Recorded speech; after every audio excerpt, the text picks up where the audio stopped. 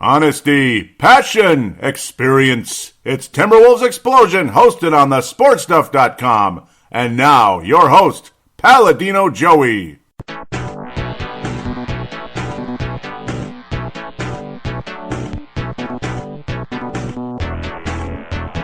Hello again, Timberwolves fans. Are you ready for the explosion of Timberwolves basketball? I am your host, Paladino Joey, or Joey Awajan. Timberwolves Explosion is available on Apple Podcasts, Google Podcasts, Podman, Spotify, iHeartRadio, TuneIn Radio, Audible, Stitcher, Double Twist. Great pleasure to join you once again today, and thank you for joining me as well. The sun is finally shining again. It has been a long, dark week, weather-wise. Hard to get up in the morning, hard to do anything. You just feel like no energy, no sense of anything. You just feel like dead. And unfortunately, 3 out of 4 Timberwolves games felt that way as well. The Minnesota Timberwolves go 1-3 this past week. I guess that's what we are. We're a 25% win percentage, or 250. You get the idea. I guess that's our identity right now. It's a nice identity, huh? But so such is the story of the Wolves right now. Karl Anthony Towns missed the Bucks game and the Nets game due to grieving for his the 1-year anniversary with his mother's death. I'm part of me is wondering, would she really want him to sit out like that? Because he played a hella good in the Chicago game when they were honoring Jackie Towns. It's not, I don't mean to be rude or jumping in. I'm just wondering, would she have really wanted him to do that? I don't know, because I don't know. I'll just leave it at that. Not complaining, not going to trash a guy for that. It's just throwing in a different perspective on that thought process. The Boston game was very entertaining, but it was kind of like the stock market again. Yay, way up there, we're kicking ass. I mean, the Wolves were playing fantastic basketball. We might actually beat the Boston Celtics. And then, and then just late in the third quarter, Tatum happened.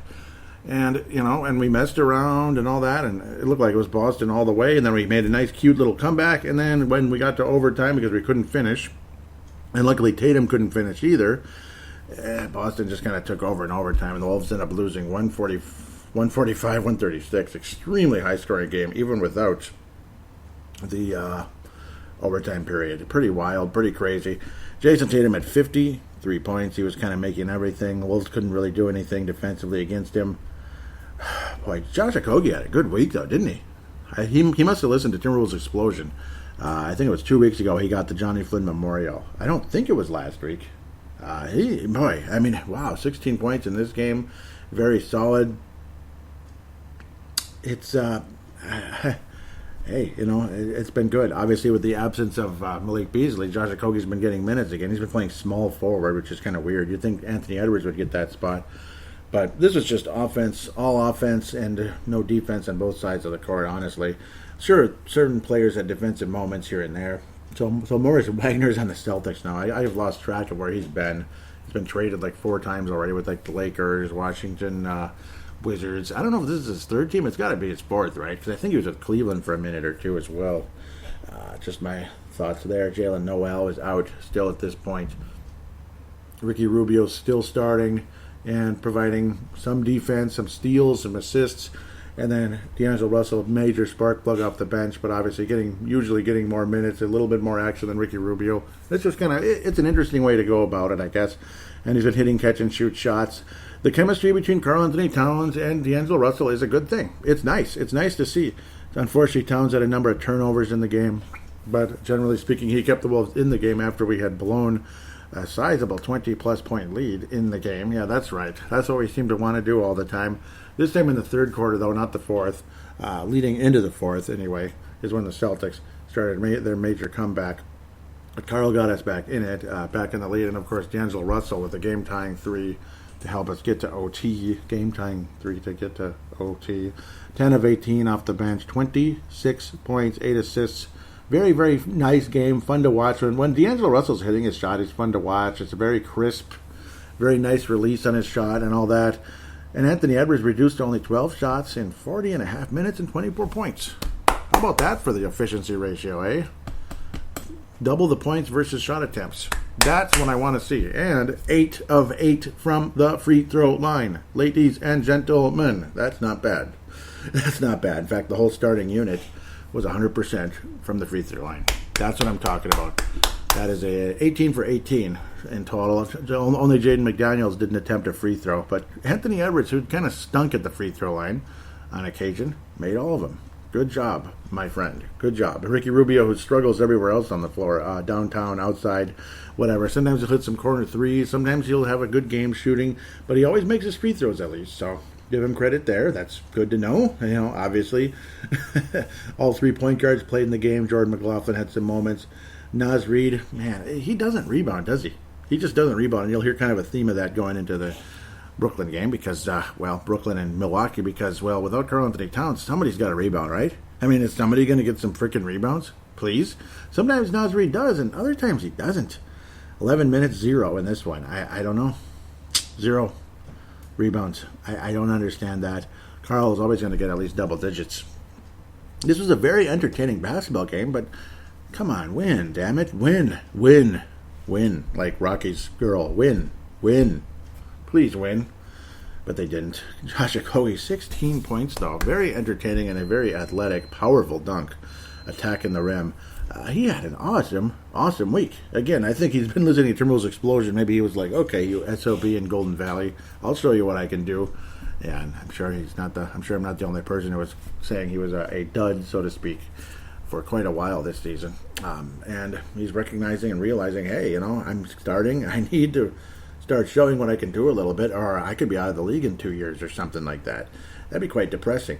Wolves end up losing the game, unfortunately, and we'll move on from this one. As fun as it was Tatum. It was the Tatum show pretty much from late in the third quarter on, even though D'Angelo Russell and Karl had some clutch shots to tie it up after we'd completely blown the lead, and the Boston Celtics had built up a sizable 6-7 point lead, decent lead. Nice comeback, but came up short again. That was last Friday. Saturday was off. Sunday, April 11th, Minnesota, with a 121-117 win over Chicago, as I predicted. I predicted the win. I don't think I predicted the score, but I predicted the win. Only 1,436 people in attendance. Maybe the prices are too high. I don't know. That's not much. Like, you couldn't even sell a 3,000 seat thing? 3,000 seat limit? I guess not, to see your best friend, Zach LaVine. Since every Timberwolves fan on the planet thinks Zach LaVine's better than Magic Johnson and Michael Jordan combined. Okay, I'm just kidding. It feels that way sometimes. Speaking of the old days, doesn't Nikola Vucevic look like, for those of you old enough anyway, doesn't he look like Tony Kukoc in that Bulls uniform? Doesn't he, though? They must, are they either from the same country or close to it, kind of type of thing? Nikola Vucevic, yeah, he looks kind of cool in that Bulls uniform, and again, really looks like Tony Kukoc. Man, he looks like Tony Kukoc. Jeez, why is this giving me a blank image? That's ridiculous. I'm getting kind of frustrated. We'll leave that alone. Vucevic, solid game. Obviously, he can hit some threes as well. He's another one of those big men that can shoot from the outside, since that's like the whole league nowadays. Daniel Theus, who's moved from Boston to Chicago, and playing where Reggie Theus played many years ago with Chicago. Lauri Markkanen, what's happened to him? I thought he was like a starting power forward for the Bulls. I guess not, but I suppose you got Thaddeus Young, who grabbed 8 rebounds. That's a miracle. I remember I used to complain about him not getting any. Patrick Williams, what happened, Patrick? Patrick Williams didn't do anything for Chicago, and he was like a high-end draft pick. Didn't do squat. Naz Reid, here we go. This is where we can have a little bit of fun. Are you ready for Naz Reid's game? He scored 18 points off the bench. In almost 30 minutes, he grabbed 1 rebound. He grabbed a rebound! Amazing, huh? Yeah, why does this keep happening? Just rebound the ball, man. Just rebound the ball, okay? Please. Entertaining basketball game. Zach LaVine was spectacular. D'Angelo Russell, 9 of 13. He is just, when his shot is on, it is crisp. It's beautiful. He looks like the guy in Northern California that I'm not a big fan of. He can shoot and everything, but I just don't like him. I don't like his team. But Northern California, that team. He's from North Carolina originally, the person. Yeah. Wow. That's what D'Angelo Russell looks like when his shot is on. It's nice. He's got a little bit of that going on. Maybe a little Dame Lillard and a mix of the Northern California point guard. It's pretty impressive. But Anthony Edwards, not real impressive. I don't know. I'm disappointed. Doggone it, Anthony. After an efficient game against the Boston Celtics, back to the crap again. I don't know. It's just, at least he shot okay from downtown. It wasn't 2 of 11 or anything. Nudge, nudge, hint, hint. But, yeah, Rubio, awesome. Man, he was hitting his outside shot for sure. He was, his outside shot helped the Wolves win the game. Generally, he didn't shoot well. He only made 1 2-pointer in the entire game, but 5 of 6 from downtown. Ricky the rifle, eh? Not bad. That's not bad. Jaden McDaniels managed to get 6 rebounds. He's been kind of frustrating in the rebounding category, but generally speaking, solid in this game. I'd have to say 3 blocks in the game really helped the Wolves in some with that weak side defense in some of those moments in the game. Josh Okogie kind of quiet, back to being Josh Okogie again in this one. Only 6 points in 36 minutes.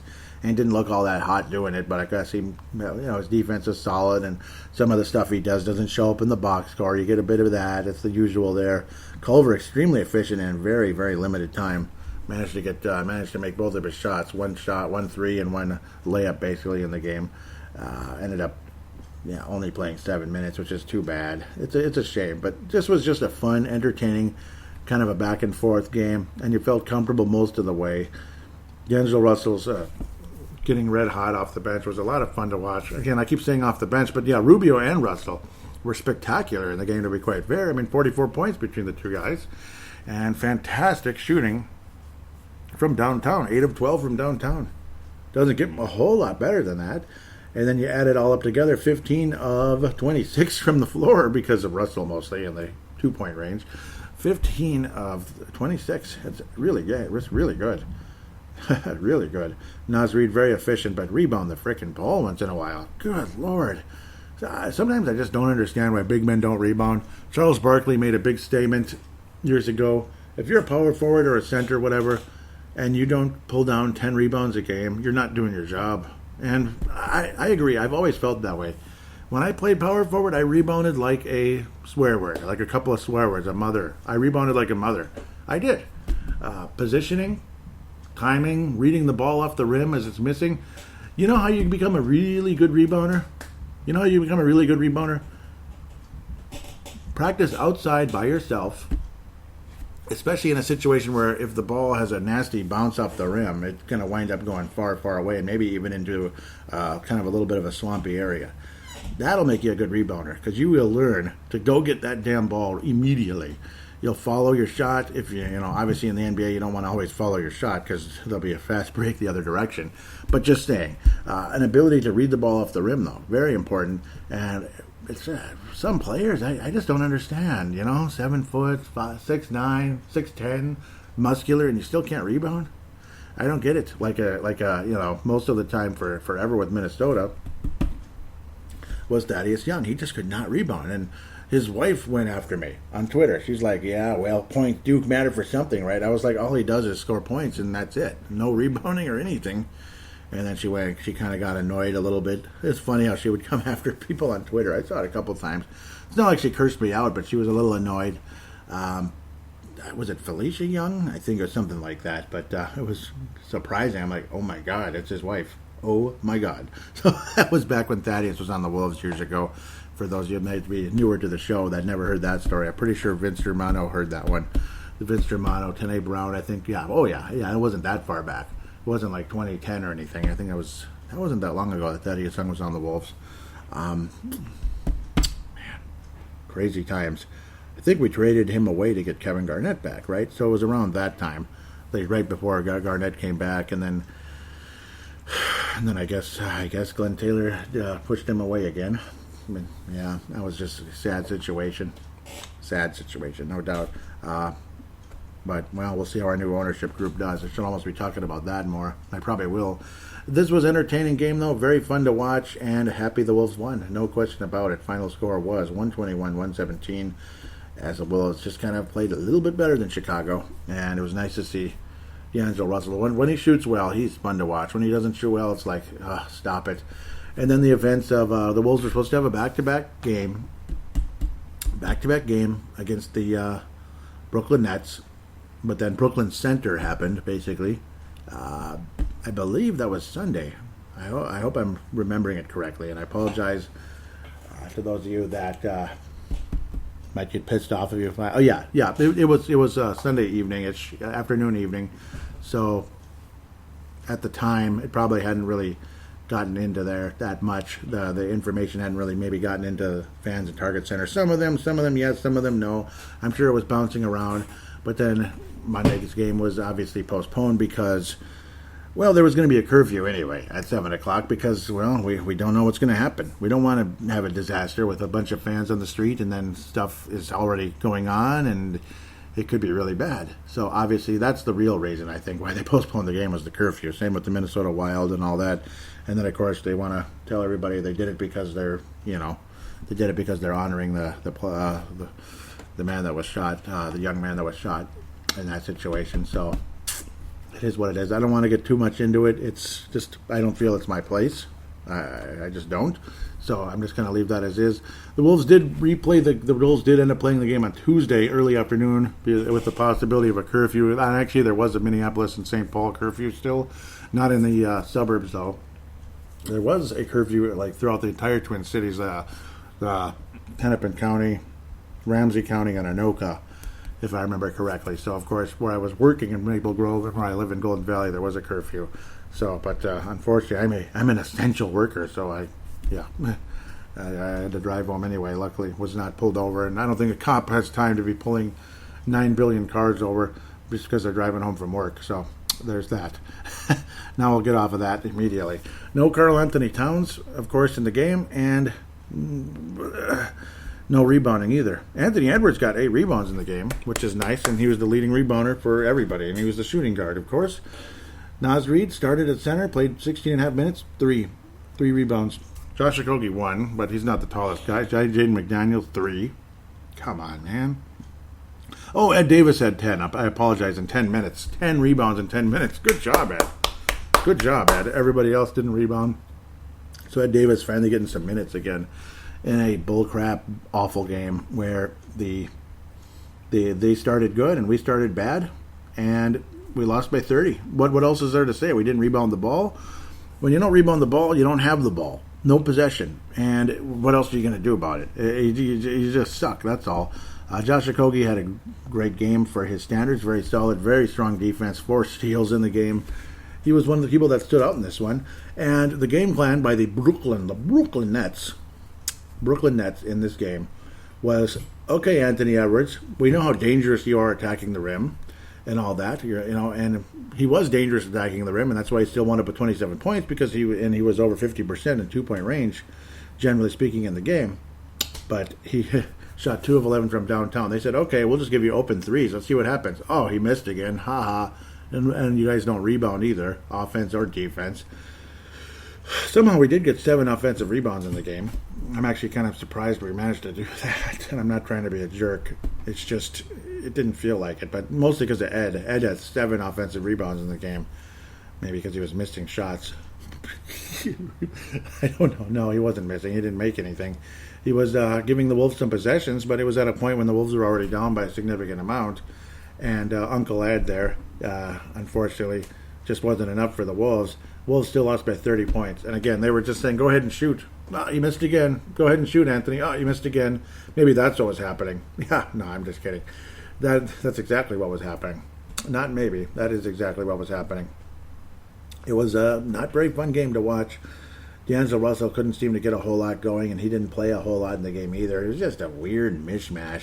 And why would you play him too much in a game that was over, basically? Midway through the second quarter. That's what it felt like, because Brooklyn just kind of went ape-leap after that, and and we just stunk, and we couldn't rebound. Naz Reid, how many rebounds did he get? 3. Basically. Yeah, I don't know. Whatever, man.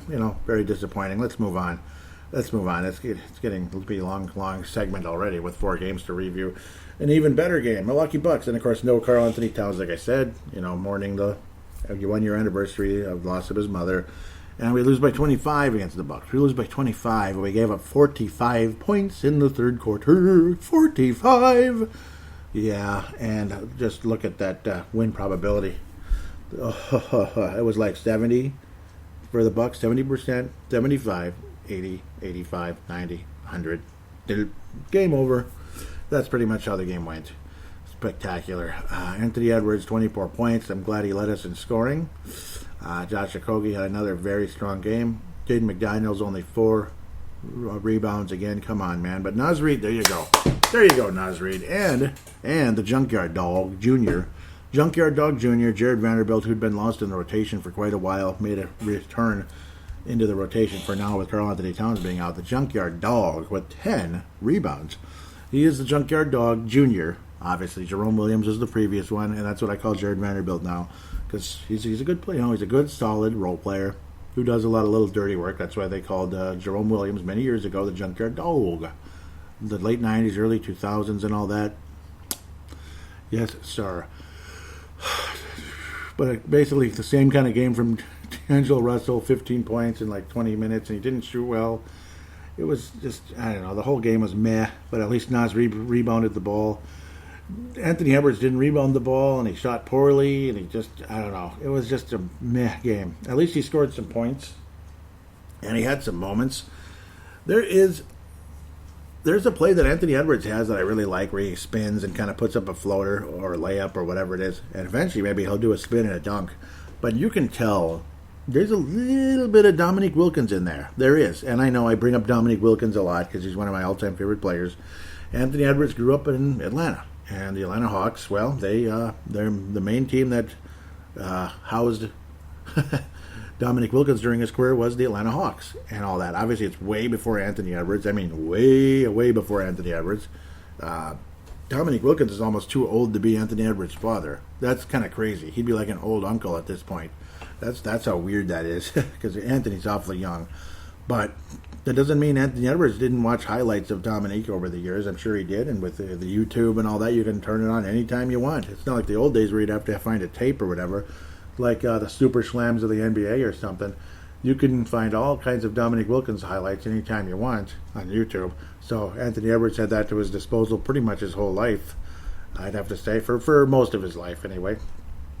And, well, don't be surprised if he picked up on some of that because it's pretty cool to watch. When he settles for jump shots, he's not as good. But when he's attacking the rim and all that, he's got a little bit of Dominique there. Now, Anthony, in the offseason, your homework is, what do you think your homework is? Work on that jump shot, buddy, please. Because if he does, they're not going to be able to do that to him as much. Like, go ahead and shoot, Anthony. Go ahead. Like how Michael used to tell players, like, what was his name? Lindsey Hunter. There's a famous little video clip where he told Lindsey Hunter, I'll give you a jump shot. Shoot it. Go ahead. Oh, but you don't want it. Yeah, because Lindsey Hunter passed it away.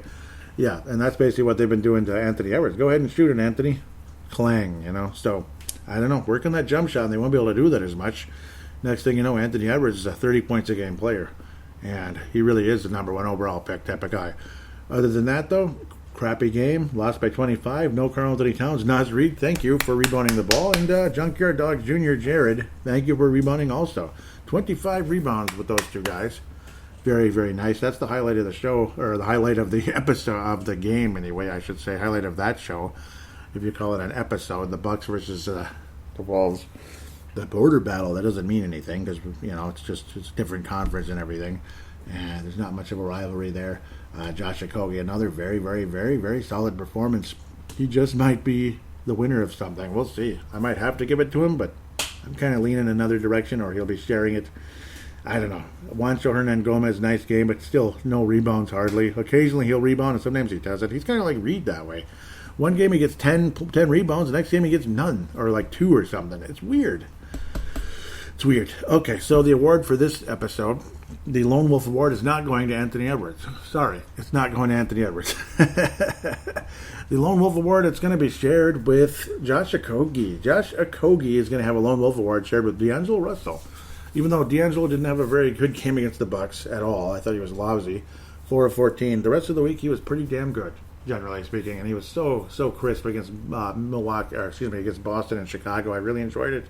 So, D'Angelo Russell, you're starting to get me back a little bit. I'm starting to become a fan again.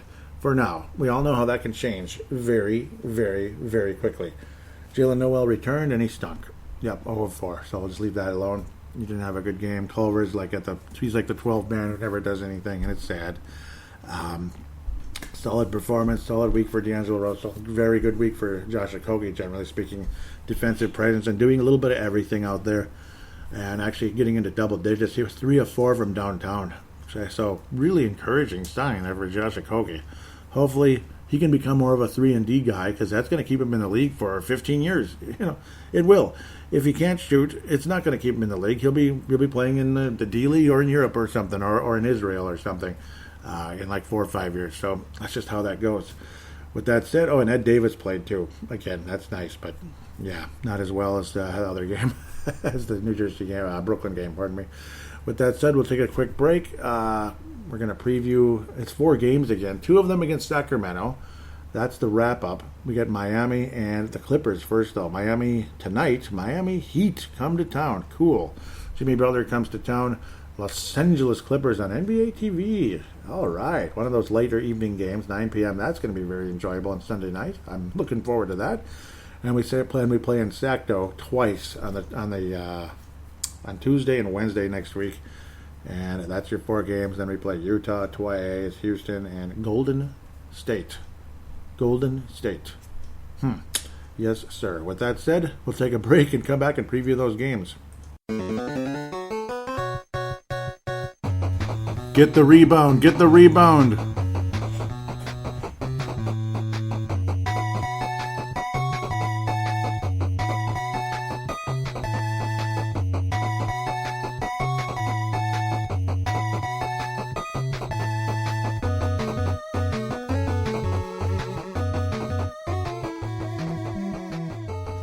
And we are back here on Timberwolves Explosion. Segment number 2, we're going to preview 4 games, but luckily against 3 teams, so that makes it easier. I get to cheat now. I get to cheat. Yes. Okay, I'm just teasing. And I'll have something special leading off the fan interaction segment. I almost forgot. I wanted to do it about 2 shows ago. Vince Germano, the episode was recorded, Courtside Podcast was recorded on March the 31st, or should I say was published on March the 31st. And he was kind of teasing me about it was about a month ago. My wife was making a lot of noise. One of the shows, she was using the microwave a lot, and then the next show, she was like frying fish in oil, and it was extremely noisy. So I'll talk about that later in segment number 3. It'll be a fun little treat from Vince Germano. He's congratulating me on 300 episodes and such, and a lot of fun little jabbing and some cool conversation about Anthony Edwards as well. So it's something positive to look at, considering what a negative week it's been, particularly the last couple of games. And probably tonight's as well. I don't know. We'll see. Maybe Karl will be back and we'll play way better, and I'm praying for it. They're saying tickets could be up to $250. Maybe that's why the attendance sucks. But yeah, it's Jimmy Butler, though, man. It's Jimmy Butler. Come on now. Karl Anthony Towns is averaging 25 points a game, by the way, this year, despite missing a lot of time. His numbers are pretty damn good. Miami Heat are second place in the Southeast, 28-27. They are in the bottom half in many categories, and in fact in the bottom, very bottom, in 3 categories as well, including 3-point shooting. We'll get to that right about now. The Wolves, we played the Heat earlier this year. I'm pretty sure we won that game. I don't know why it's not showing the final score. It wasn't postponed. Oh, no. We did not play the Heat this year. I'm thinking about last year. May 7th is the second game. So that was last year. I'm stuck in the past here. I apologize. Miami Heat are only 2-3 in their last 5. They don't look like a playoff run is in the cards moving forward. Last year, I don't think anybody really expected that either, that they would go all the way to the NBA Finals and get beat pretty easily by the Los Angeles Lakers, the world champion Los Angeles Lakers. The Miami Heat are 26th in points scored. Wolves are 21st. Miami Heat are even worse rebounding than we are, 28th to our 22nd. But when Karl Anthony Towns is out, I think we're the last place team in the league. What would it be, like 30th or 32nd or something? I think 30th in the league. And, of course, 2 more teams would make it 32, and you got Vegas, Seattle, and Minnesota will be in the Eastern Conference. Best case scenario. We get to play against Chicago, Indiana, Milwaukee Bucks on a regular basis. I think that'd be kind of cool instead of Los Angeles and all them as often. Though I would miss some of those West Coast games because working second shift, you kind of like the West Coast games. You grow an appreciation for it. Like Phoenix and Utah and maybe even Las Vegas later on. Pardon me. Field goal percentage, Miami's ahead of Minnesota. in field goal and free throw percentage. 19th for Miami, 29th for Minnesota. God. Free throw percentage 11th for Miami, 16th for Minnesota. Three-point percentage 28th to 26th. Miami is worse than the Wolves. We are 1-4 in our last 5. Miami is 2-3 in their last 5. Target center, Minnesota versus Miami. And who's injured, who isn't? Malik Beasley, of course, the hamstring. He's expected back. No, probably not, but we'll see. Jimmy Butler had a sprained ankle as of December the 25th. I don't know what's going on there. He's not been out that long because obviously when you look at his games played, and we've seen him play many times since then. I don't know why that's still floating around there. So Butler most likely will play tonight. Tyler Hero has been oft injured all year. What a spectacular rookie year he had. He's been disappointing this year, to be quite fair. I'm annoyed, actually, because I got him on fantasy. It's kind of exciting, and he's just not been that good. 33% from downtown. It's just not that good. Free throw, field goal percentage, 42.8. He's not as good as he was last year. I don't know. But he was definitely a hero, pun intended, last season in the playoff run. Andre Iguodala, who was an old-fashioned playoff hero, still playing and averaging 4 points a game, but as he's played in all 50 games for the Heat so far. Good job, Andre. Good job, Andre Iguodala, even though he's kind of vanished off the face of the earth. Nemanja Bjelica is now on the Heat, and he's not really playing a whole lot, 11 and a half minutes. It's strange to see him on the Miami Heat, but he is. Victor Oladipo has been playing kind of a role so far for Miami. I got to think it's going to increase over the course of time, but so far, nothing special. He's not been shooting well, only 37%. His three-point percentage is horrendous, 23, 12 points a game. Just nothing super special from Victor so far. But he's been so oft injured the last 3 years.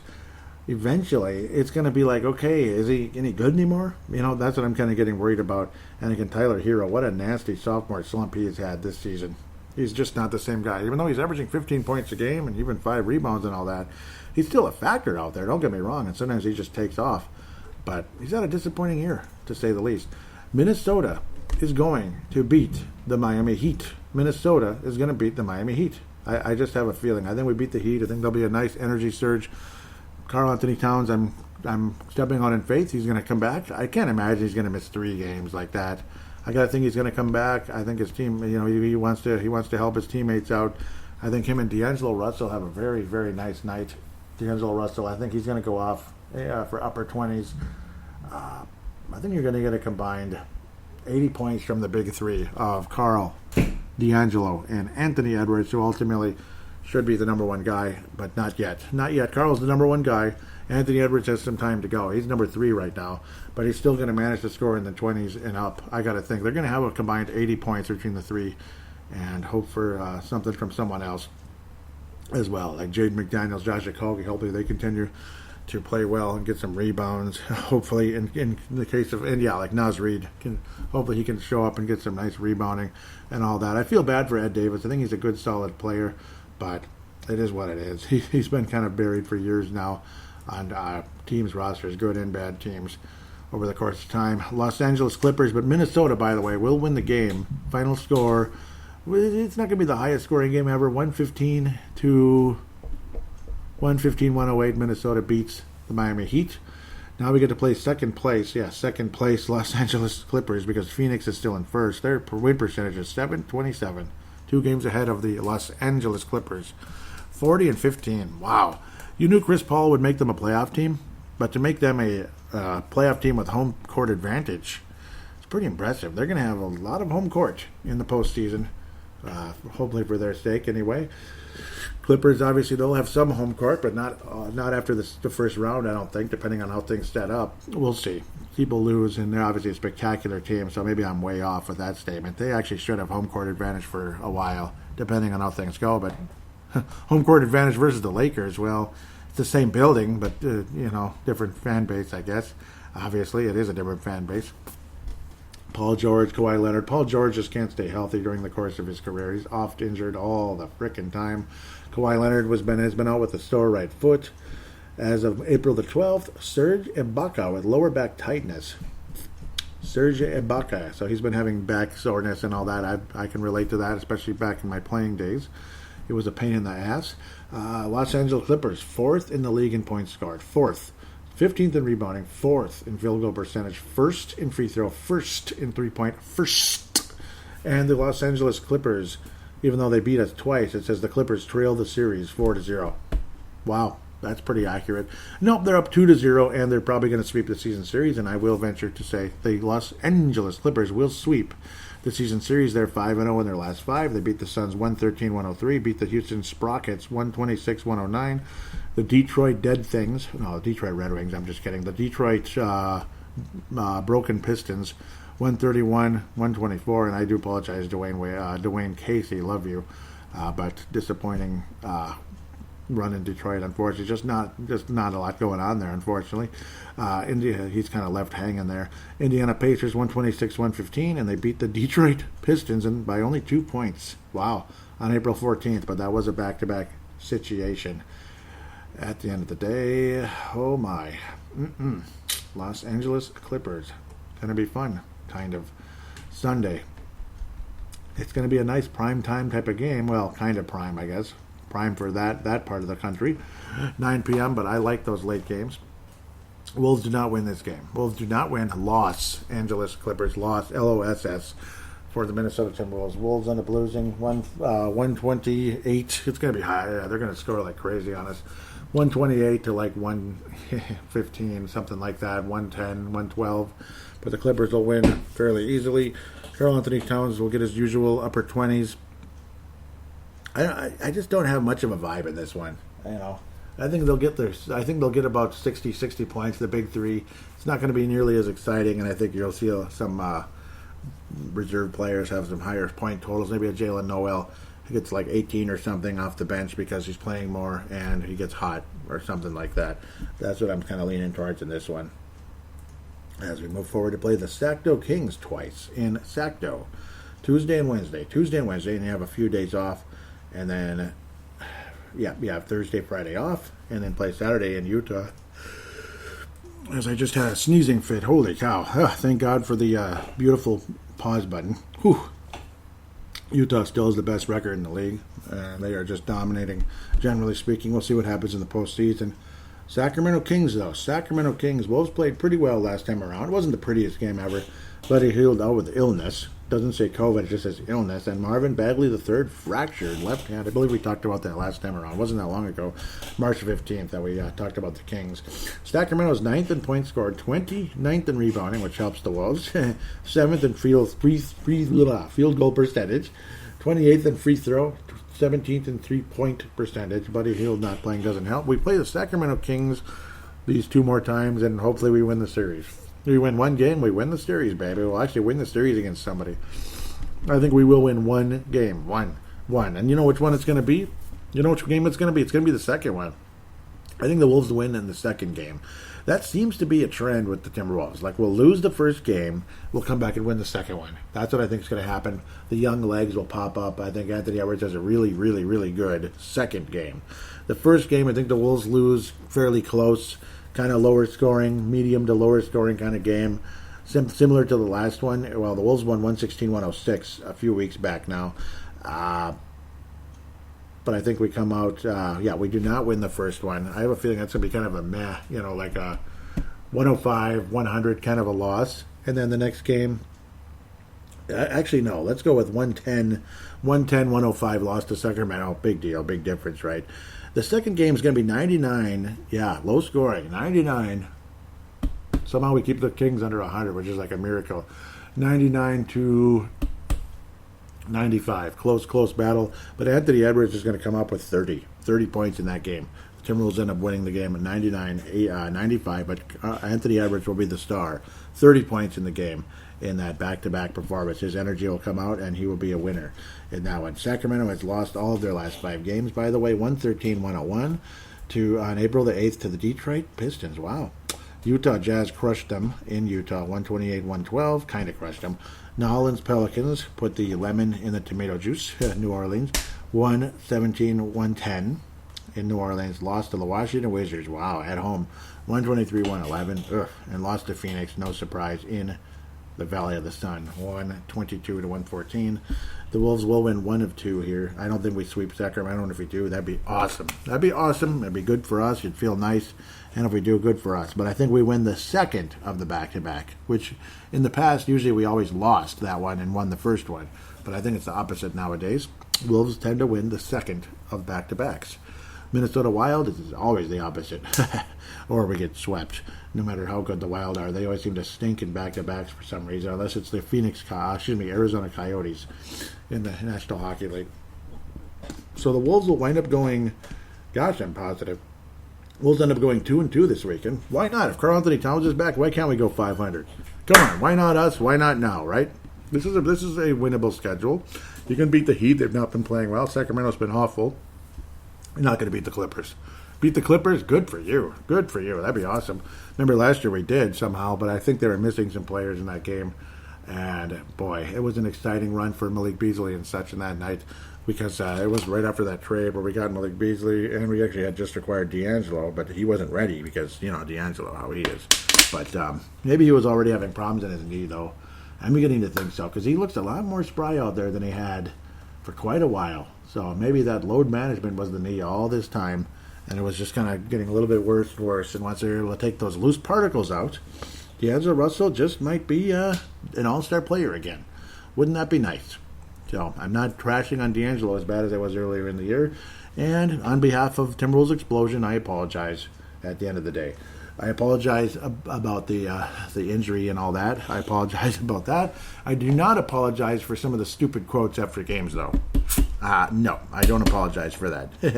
You can just look him up. They're not impressive. He sounds like a guy that, doesn't care a whole lot sometimes. And that's a big turnoff for any fan, whether you're a season ticket holder or just somebody who has Xfinity and watching the games that way. With that said, we will take a break and lead off fan interaction with which was like about a 4-minute clip or so in the final 8 minutes of the Courtside podcast, the most recent one on March 31st. We'll be back and lead off with that.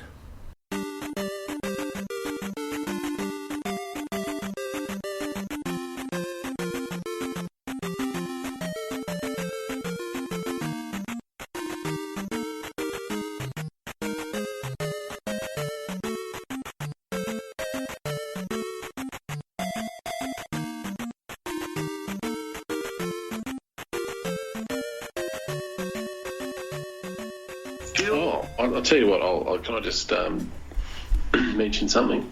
Oh, sure. Very, very, very good friend of the show, Joey Obligin from Timberwolves Explosion. Joey!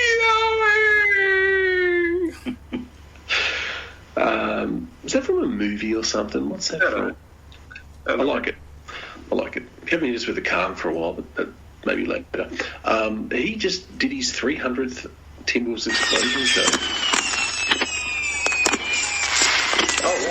The other day. So yeah, congrats, Joey. Keep him coming. He's got a lot of passion for the T-Wolves. Great guy. Can I just say something about Joey's show? a couple of weeks ago. Yeah.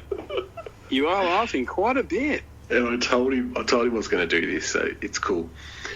So I was listening to his show, and all of a sudden I hear this how last time I told you he was incorporating some cooking? Yes. He had the microwave going. I did hear that. Someone had the deep fryer going. Next to him. Were you listening to the show and getting hungry at the same time? Oh, it was. Put on about 5 kilos. So, when someone's getting pissed off, and he's just like, when you're talking and you're like, when you're on the phone and someone's being loud and you're like waving your hands like, yeah. I could tell he was doing that.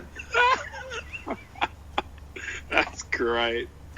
So yeah, Joey, his show's growing. He's cooking, talking hoops. But seriously, congrats on 300. That's a massive effort because he does 2 other podcasts.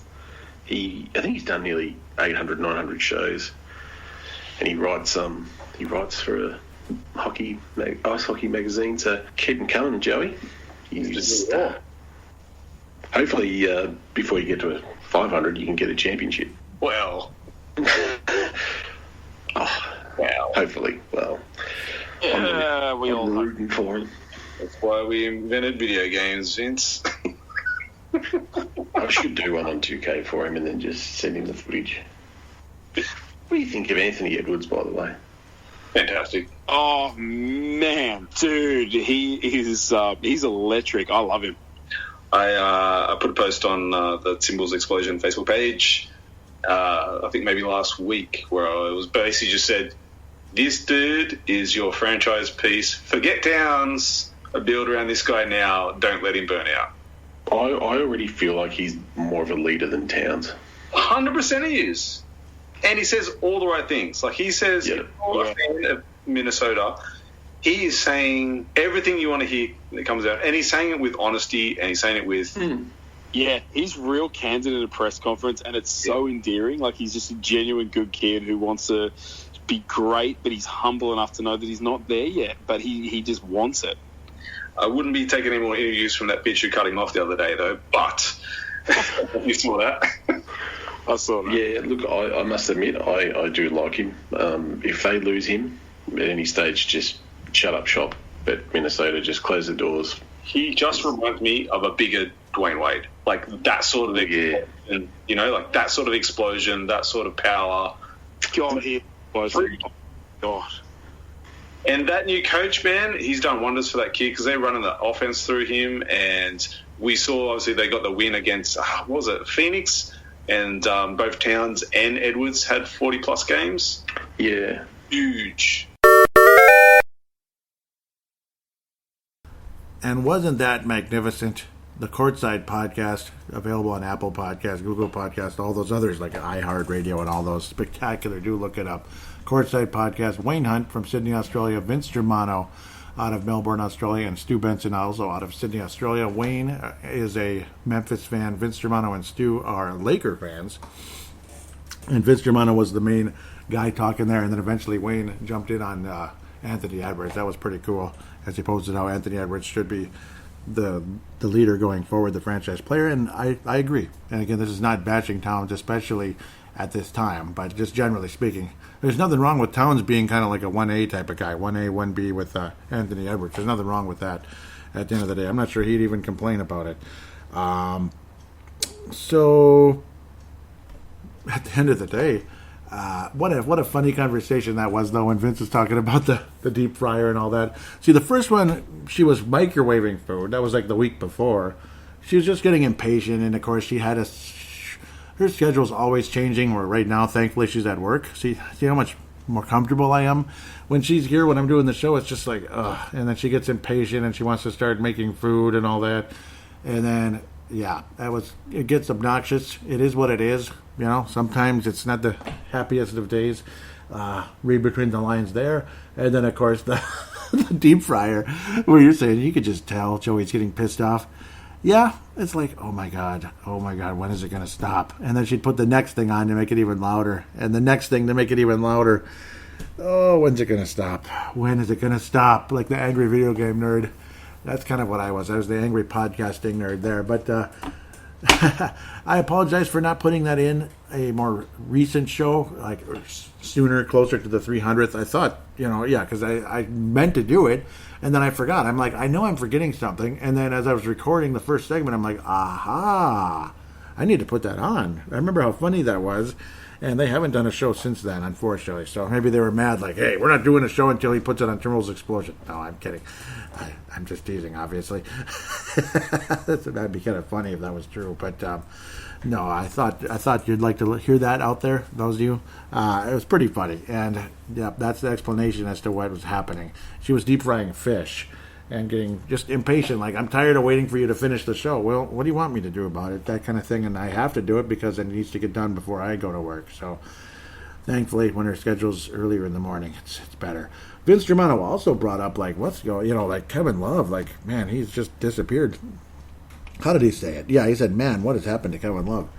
I don't know either. It's like, that's what it's like in the NBA sometimes. I mean, it's weird, isn't it? Or they just drop off and vanish. He must be really, really banged up. 12 games, 21 minutes a game, 11 points, 6 rebounds. Not a pretty sight at all. And the last couple of games here, yeah, in April, well, he had a couple of good games, but then there was April 15th. It was a back-to-back. I mean, he's just banged up, only 5 points.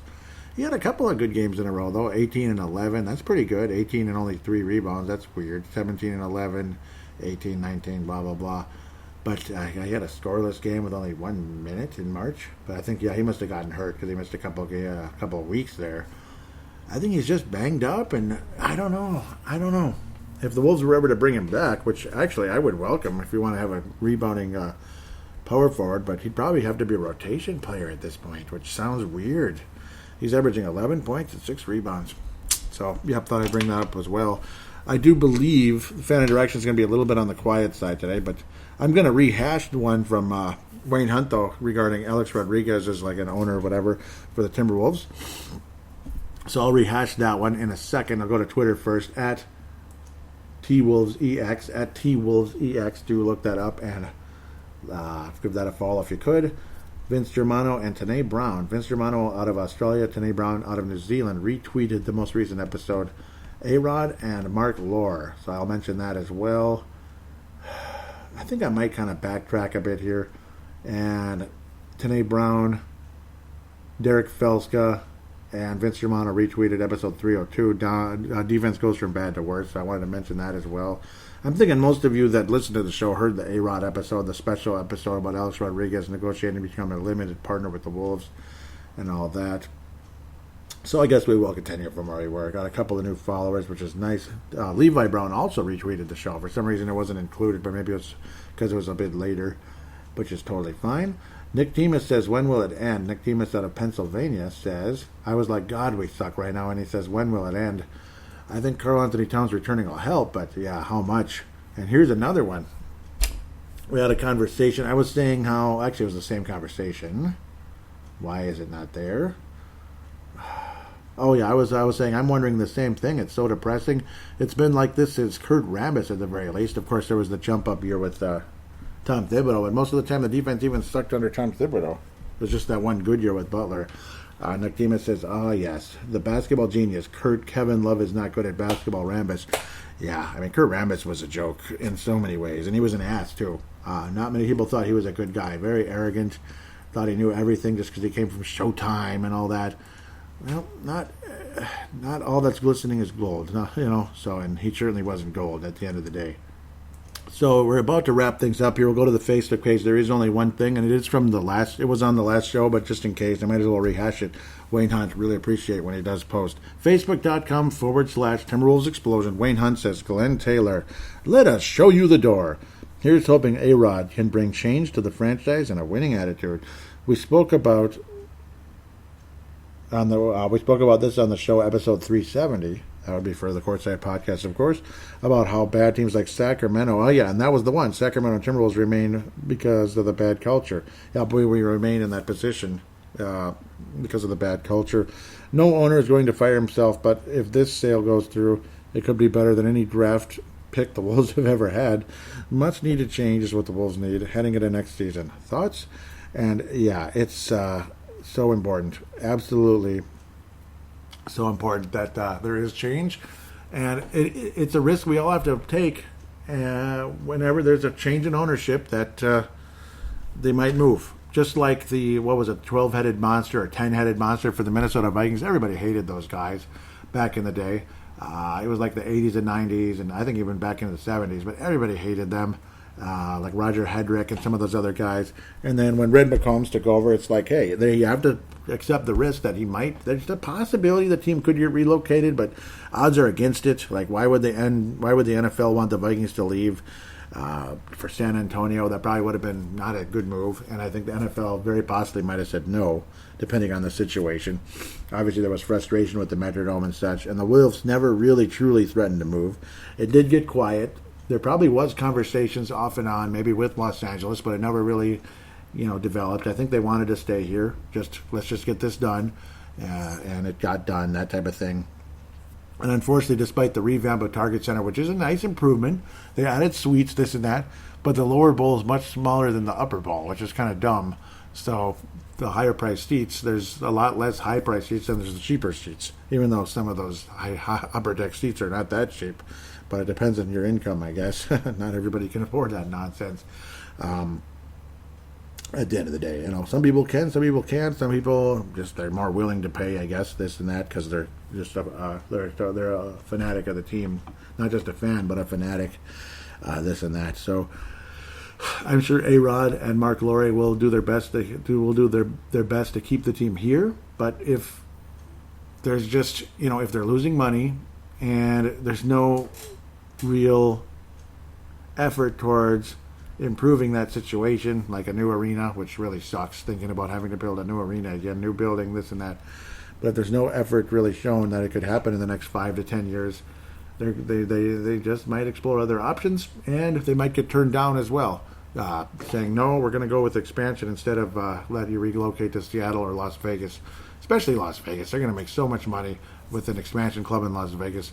Seattle, again, I will repeat this again, the NBA Board of Governors disapproved unanimously a move from Sacramento to Seattle. So think about that. So that whole Hansen move was the whole Hansen deal was voided, and the Sacramento Kings never became the Seattle Supersonics. So as you can see, and then they brought back the classic logo. They kept the gold, the purple colors, but brought back the classic logo dating back to at least the Kansas City Kings, which looked pretty cool. That's where Rick Edelman played years ago. Kind of cool when you think about that, back in the 70s and 80s, early 80s, 70s and early 80s. So I don't think there's any immediate fear that the Wolves they're out of here. I don't think so. There is always the fear, again, like I was saying, if the obviously if A-Rod and Mark Lowry just want to make a quick profit, maybe make a couple bucks or this or that, or or they're frustrated, this and that, and they'd rather just sell, they might end up selling it to someone else that moves the team, this and that. So we'll see. We'll see. There's always that fear, but that's just the way it is. Luckily, again, I do believe the NBA Board of Governors does not want the Timberwolves to leave Minneapolis. I just don't think so. And maybe there's always a small chance that the Minnesota Timberwolves could play an Xcel Energy Center. There's always that small chance. Even that building's 20 years old, but I don't feel anything about the Xcel Energy Center being a problem for the Minnesota Wild. So maybe there's always that chance, or the Timberwolves could relocate to St. Paul and play there in the Xcel Energy Center. So that's always a possibility as well. Because that's an actual real building. The North Stars couldn't move to Civic Center when Norm Green was moving around and all that and talking about ideas. They could have went to Target Center, but Marv and Harv were jackasses. I'm going to keep saying that. They were jackasses at the end of the day. They wouldn't work with... and, of course, Norm Green was a jackass, too. They were all greedy. They all wanted this. They wanted that. They wanted everything their way or the highway. And, Timberwolves not being able to play in Target Center, or North Stars not being able to play in Target Center in the early 90s, give me an effing break. Compared to a building built in the 60s, give me an effing break. They could have worked that out. But Marvin Harvard jackasses, so was Norm Green. And next thing I know, the Minnesota North Stars became the Dallas Stars. And, luckily we were able to get the Minnesota Wild. Thank you very much, Robert Negley Jr. God rest his soul now, unfortunately. But thank you very much for him and Norm Coleman, the then mayor of St. Paul, to help get that done at the end of the day. So, long thoughts. I might as well have a long thought because, we've been through a lot here. We saw the Minneapolis Lakers leave in the early 60s. And are you ready for this one? Have you ever heard of the Chicago White Sox, ladies and gentlemen? Chicago White Sox? How about the St. Paul Saints? Did you ever notice they look kind of similar? Their uniforms kind of similar. The black and white, this and that. The Saints added blue years ago. But generally speaking, they were kind of black and whitish, right? Just like the White Sox. Well, ladies and gentlemen, in the 1890s, the original version of the St. Paul Saints played in St. Paul. And they moved to Chicago, Illinois with their then owner and became the Chicago White Sox in 1900. So we've seen the White Sox, the Saints become the White Sox in 1900. Minneapolis Lakers become the Los Angeles Lakers after we won 5 championships, and I'm still bitter about that, even though I didn't see it happen. But sure, Sid Hartman wasn't happy about that. And the Minnesota North Stars become the Dallas Stars. We've had at least 3 franchises leave the Twin Cities to become more successful elsewhere, to be quite honest. The St. Paul Saints, they were a minor league team, and they converted into a Major League Baseball team. Yeah, but maybe they could have converted into a Major League Baseball team here, just like Minnesota United converted into a Major League Soccer team. Thank you. That was good. Finally, one good thing happened. The Minnesota Strikers were a soccer team in the 80s. They folded, kind of like the Cleveland Barons in the NHL. They folded, and the players dispersed to the Minnesota North Stars, of all things, which then dispersed back to they moved from Northern California, California Senior Seals, to Cleveland, and then Cleveland turned into the part of the North Stars roster, and then a group of players became the San Jose Sharks. Wrap your head around that. That was weird, because the then owners of the North Stars bought the San Jose Sharks when they were starting. Ooh, wrap your head around that. We've seen a lot of weird things happen. Weird things happen in the Twin Cities. Weird. Wow. So the North Stars had to rebuild their entire roster, or half of the roster after that back in 90. That's weird, isn't it? Sorry, I kind of went off on a tangent there, but relocation, seeing your team divided in half, seeing your team doubled, seeing in the 1800s baseball team become the Chicago White Sox. Have you ever heard of them, the Chicago White Sox? You ever heard of them before? I think so. I think Frank Thomas played for them, and Shoeless Joe Jackson way back in the 19-teens. Geez, yeah, I could go on forever. Carlton Fisk, the catcher. Yeah, you get the idea. I'm sorry, I'm going on and on.